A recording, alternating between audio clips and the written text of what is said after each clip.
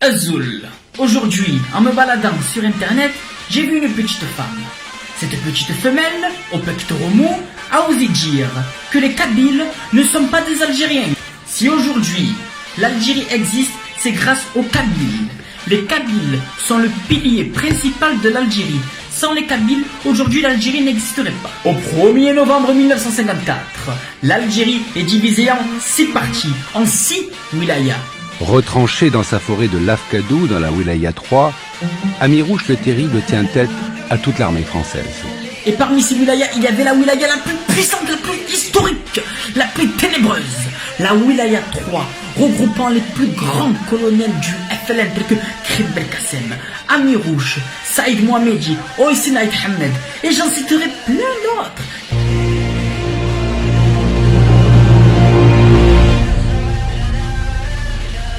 D'après les écrits des généraux français, l'effectif des Moudjahidines dans la Wilaya 3, la Kabylie, est de 850 rebelles, soit 8 fois plus que les autres régions. Comme je vous l'ai dit, 70% du FLN était composé de Kabyles, comme vous pouvez le voir sur cette image. Oui monsieur. Donc petite femme, tu oses critiquer les Kabyles, demander si les Kabyles sont algériens, alors que la création de l'Algérie repose à 70% sur les hommes kabyles.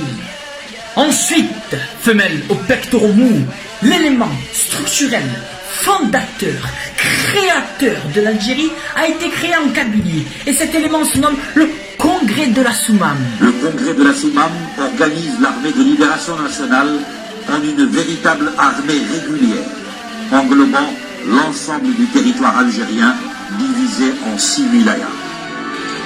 Tout ce qui se passe en Algérie a été décidé en Kabylie et nulle part ailleurs. Pourquoi en Kabylie? Car cette zone était la zone la plus hostile à la colonisation. Pendant que les tiennes, petites femelles, buvaient leur petit café au bar, le Kabyle, qui était qu'un simple paysan, avec un simple fusil, a rivalisé face à des tanks, des hélicoptères, des avions, des commandos, chasseurs alpins formés par les plus grandes écoles de guerre d'Europe.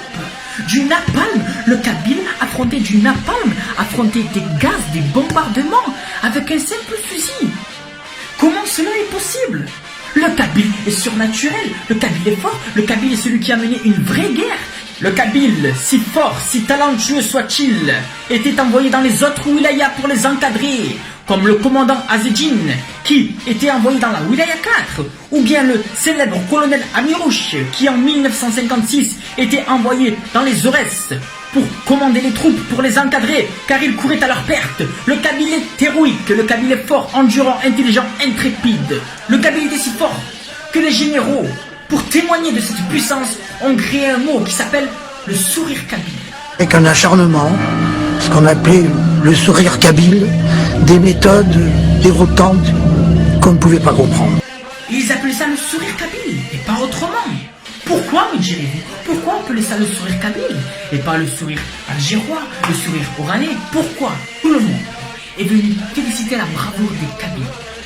Le Kabyle, ce fidèle protecteur de ces montagnes depuis des millénaires, ce fidèle protecteur de ces traditions qui a toujours repoussé l'envahisseur. Et qui est venu voir les Kabyles pour féliciter ces personnes? Che Guevara, oui monsieur, à côté de Mohamed El-Hajj, Che Guevara est venu féliciter les Kabyles. Che Guevara, l'homme qui habitait à Cuba, Havana, est venu en Kabylie féliciter et serrer la main des Kabyles. Comment cela est possible? Je suis désolé, le Kabyle devrait être fort. Comment nier la puissance du Kabyle? L'Algérie existe grâce au Kabyle. Sans la Kabylie, l'Algérie n'existerait même pas. Donc monsieur, madame, si tu existes aujourd'hui, c'est grâce au Kabyle. Si tu respires, si tu bois, si tu manges, si tu chies, si tu regardes cette vidéo, c'est grâce au Kabyle. Donc avant de dire ta connerie, oh l'Algérie, c'est pas des Kabyles, petite femme, si tu existes, c'est grâce au Kabyle monde.